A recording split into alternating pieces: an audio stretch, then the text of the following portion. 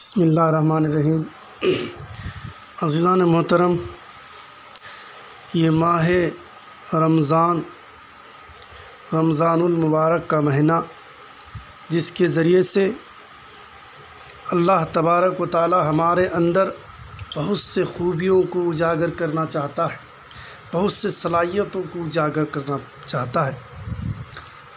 جو رزق، جو اللہ کی نعمت ہے، مگر ان غافلوں کے لیے وہی نعمت زحمت بن جاتی ہے، اور وہی نعمت ان کے اور خدا کے درمیان پردہ بن جاتی ہے۔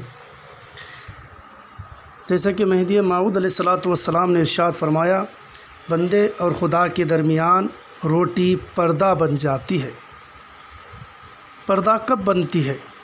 اگر روٹی پیٹ میں رہے تو وہ پردہ یقیناً نہیں بنے گی۔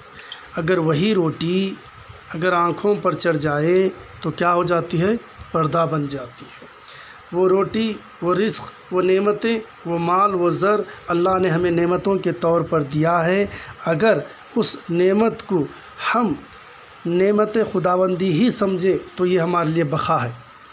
اگر اس کے برعکس اگر اس کو حاصل کرنے کے لیے اور یہ سمجھ بیٹھے کہ یہی سب کچھ ہے، اسی سے سب کچھ آرام و آرائش مل سکتی ہیں، اسی سے زیبائش دنیا ہے، یہی سمجھنے لگ جائے تو یہی قصور ہے، اور یہی بندے اور خدا کے درمیان پردہ بن جاتی ہے۔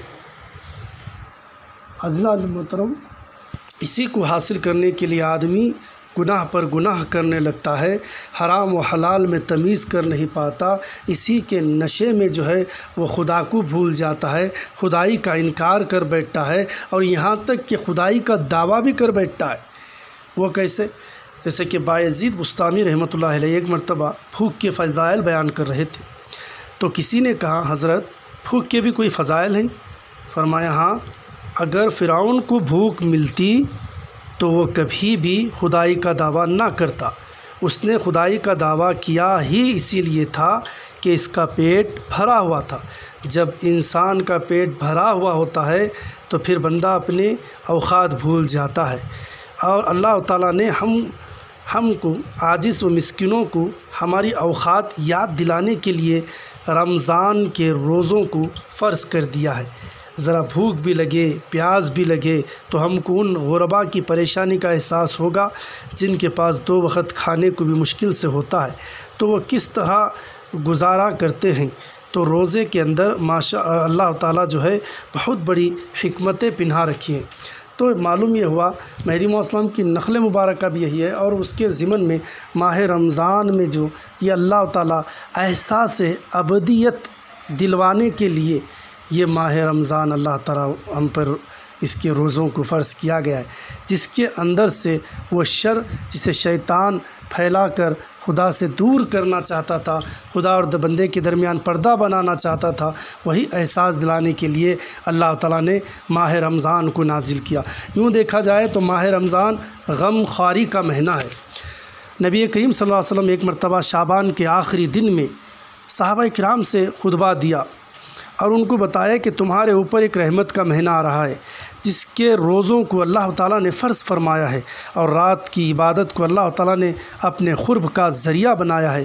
نبی کریم صلی اللہ علیہ وسلم نے فرمایا، یہ مہینہ یعنی غم خواری کا مہینہ ہے، ہمدردی کا مہینہ ہے، یعنی انسان روزہ رکھتا ہے، بھوکا پیاسا رہتا ہے تو نعمتوں کی قدر آتی ہے، دل میں احساس ہوتا ہے جو لوگ عام سال کے دوران بھوکے پیاسے رہتے ہیں ان پر کیا گزرتی ہوگی، جن کے بچے بھوکے پیاسے رہتے ہیں ان کے ماں باپ پر کیا گزرتی ہے، تو انسان کے دل میں دوسروں کا احساس پیدا ہوتا ہے، وہ دوسروں کے ساتھ ہمدردی کرتا ہے، اور یہی انسانیت ہے۔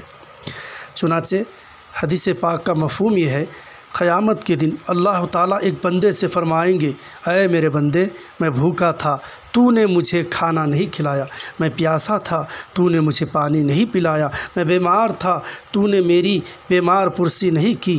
تو بندہ بڑا حیران ہو کر پوچھتا ہے، اے پروردگار، آپ ان تمام چیزوں سے بلند و بالا اور منزہ و مبرہ ہیں، یہ کیسے ہو سکتا ہے کہ آپ کائنات کے خزانوں کے مالک ہیں، مالک ہو کر آپ بھوکے پیاسے ہوں؟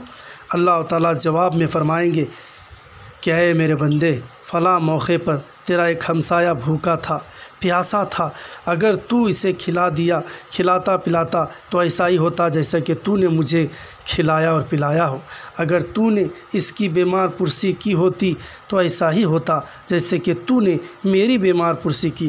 اس وقت انسان کی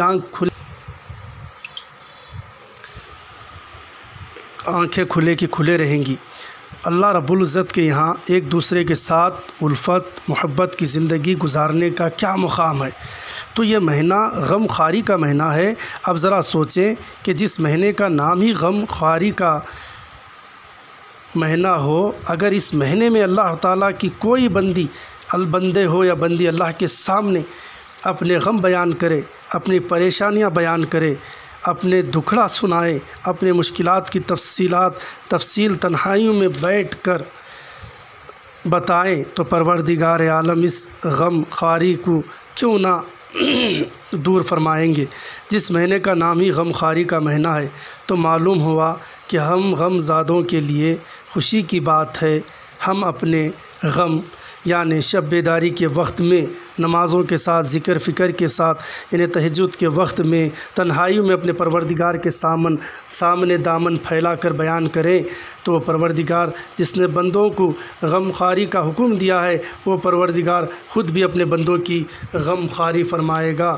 عزیزان محترم، اس سے معلوم یہ ہوا، اس حدیث پاک سے معلوم یہ ہوا کہ یہ ماہ مقدس غم خواری کا مہینہ ہے۔ احساس ابدیت ہے، احساس انسانیت ہے، اس میں انسانیت کو اجاگر کیا جاتا ہے۔ اگر یہ دوسروں کے لیے غم خواری کا مہینہ ہو سکتا ہے، تو کیا اللہ تعالیٰ ہماری غم خواری نہیں کرے گا؟